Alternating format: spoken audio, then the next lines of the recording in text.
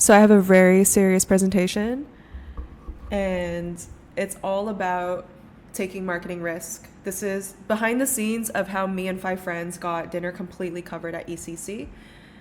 Thank you to Octon who sponsored our dinner. This video that we made for them during the dinner now has 17,000 views, and we're going to continue to repurpose it. And I will actually do a marketing breakdown and share the thinking behind this, where the idea even came from, and my take on the future of content and where everything is going with AI. All right, so the original post reads, hosting an intimate dinner with five beautiful women in crypto to explore the art of propaganda. Looking for a sponsor to support this high signal, high art, high aesthetic affair. Sponsorship will include branded dinner photos with logo, extra video content, quote tweets of attendees, vlogs. Reply if you're interested and share with founders or ultra high net worth individuals who support women. This is the post that we kind of all collaborated on during appetizers. I don't remember where the idea came from, but we had this question of like, what if we could get this dinner sponsored? We were just all enjoying drinks and food. You can see Kayla here being a master at her craft. Content creation is hard. I'll show you some clips later. But she had her cameras, her equipment, and this is just the staging. It was really beautiful. And this type of tone of voice, as you can see in the original post, can really only come from Kayla. If you know her brand and Squirrel Tax, this is like, shout out Kayla for being down to post this on her page. It now has 13,000 views. What we were thinking we could provide a brand is a unique story and lore, because by posting this, if there is actually brands that are interested, we would document the whole journey, similar to exactly what I'm doing now and what you're watching. And we would create really unique content for them. It would also showcase their values and support. So you would publicly show like, hey, you do support women, or hey, you support creators, or you're just a supportive brand in general. And it taps into multiple audiences and channels. Interestingly, at the time, the sponsors had no idea who was at that table. So they didn't know that there was people from Uniswap or Cello or Boundless there. They didn't know I was there. They just saw Kayla and five girls. And what did the girls get? We get dinner. We have a lot of fun, and we did. We had so much. We had even more fun once we realized this was actually happening, and now we have to script and film. And we also get to learn about something new. I think something else is taking a risk and realizing you can just do things, both from a marketing perspective and from life. Take risk. So the reception of the original post was all over the board, mainly positive, although I did include some negative feedback here as well. But negative feedback is good, because the way algorithms work is if you are able to capture any attention or any engagement, it does help it get a bit more reach. Huge shout out though to Felix, DeFi Dave, Louie, and Seraphim, who also offered to sponsor. I was not surprised, but also just disappointed and a little bit shocked that I think only these four were the only men that commented or reached out. A lot of the support and a majority of the support came from women, as you can see.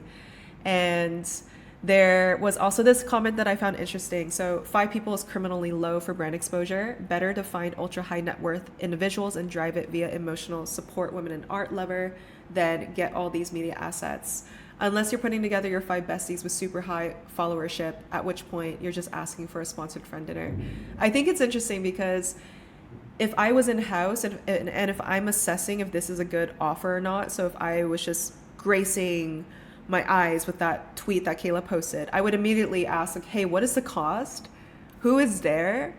Are they all going to post and engage? What do I get exactly out of this? Is it a video? Is it going, can you put my own angles and messaging in? Are all the girls there going to engage with it? Is it just going to be on Twitter or other channels? So I definitely agree with this, but I think you definitely want to get ROI, right, with anything in marketing if you're going to put some cost in, and this obviously had a cost. So there are some questions that one should be asking to assess those things. And of course, we want to do an amazing job for the sponsor, because if we are able to get a lot of reach, then this means possibly more dinners or creative collaborations in the future. So we sweetened the deal.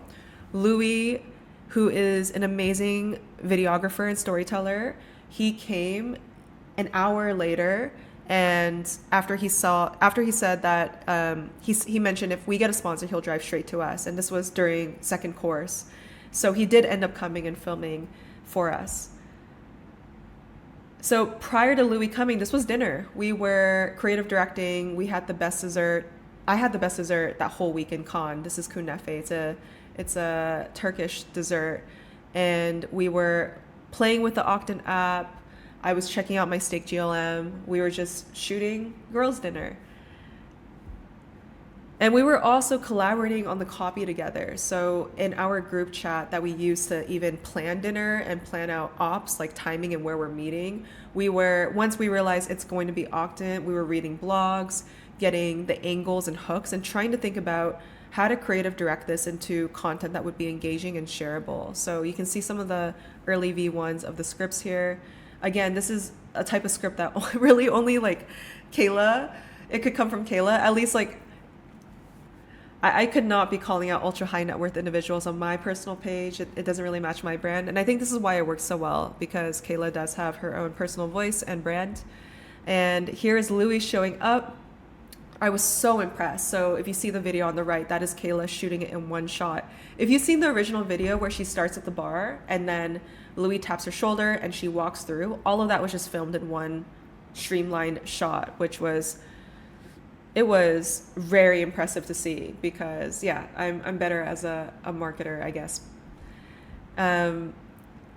After the video was filmed, shot, and edited, which Louis did in 24 hours, we were also collaborating in the group chat on what is the most engaging hook, how to get the most views, and here's some early screenshots here.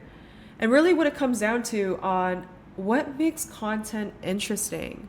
So there are some core human emotions that are triggered when we are buying something or doing anything. And it usually comes down to being seen, feeling connected, having some sort of security that could be health-wise or money-wise, also having some sort of status or approval of others, making sure we fit in.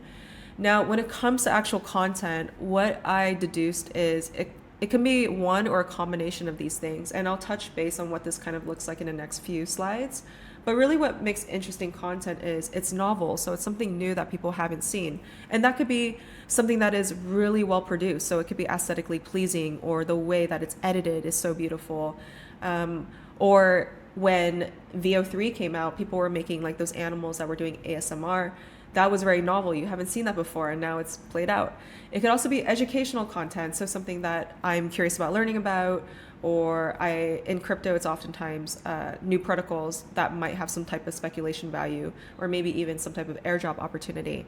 It sparks curiosity, so it keeps you wanting to watch till the end. In this video, if you notice the opening clip, Kayla is on Hinge, and she puts her age range to like 75 plus.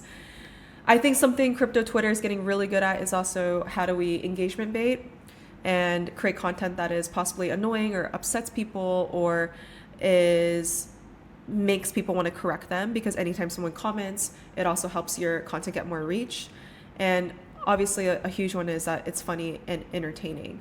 So we're seeing this all over the board, even outside of crypto Twitter. I think Cluely is a name that gets mentioned a lot. They first came to the scene with a really well-produced cinematographic video. I don't know if that's a word, cinematographic. And since then, they've been pushing out a lot of different content from the founder. They've been scripting. They put production value into it. They also now have a TikTok army. And they're not on Kaito. They have nothing to do with InfoFi or Cookie. And this just goes to show that you can get distribution and you can get views just by having really interesting content. We're seeing other people try to emulate this now. So there's more founders, typically Gen Z, that are creating compelling, interesting, creative content that is funny or engagement baiting to then funnel you into your app, or in this case, also applying for jobs, like recruiting for talent.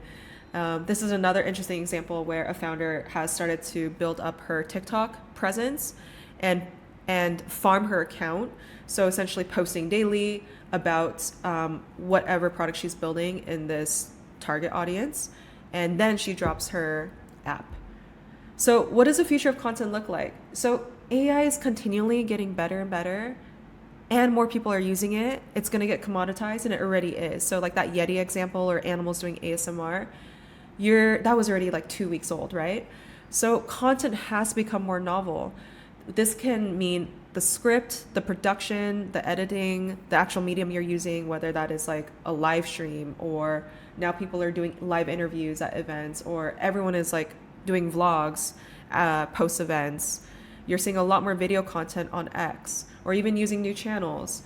You need to have novelty to capture attention. The thing about technology is, with AI innovating so quickly, the life cycle of what is novel wears off so fast. So we're entering the stage of really high quality content, also at high frequency, to capture more attention. We're also going to see more brands partner with content creators and letting them lead the creative direction. So a really good example is this. The way this was scripted really only matches Kayla's brand and tone of voice. And we're also going to see brands turn into content creators themselves. You're seeing this with the Gen Z founders that are using content and short form video and well produced videos to hire, to get users, to also get to raise their round. So that is the overview of what happened at Girl Dinner. None of it was planned until we sat down and had appetizers. It was all just a fun idea. Huge thank you to Octant for sponsoring. Check them out, especially if you want to see how DeFi can power sustainable funding with your treasury. And I also want to give Kayla a huge shout out for being our distribution channel for this experiment. There's definitely going to be more creative collaborations and experiments in the future, just leaning in on that idea of novelty. And thank you to everyone that supported the video and shared it or commented it, as well as all of the lovely women I had dinner with. So that would be Reika, Masha, Lauren, and Sophia. And of course, big shout out to Louie, who came last minute, filmed it, edited it, and supported the original post. Thanks for watching.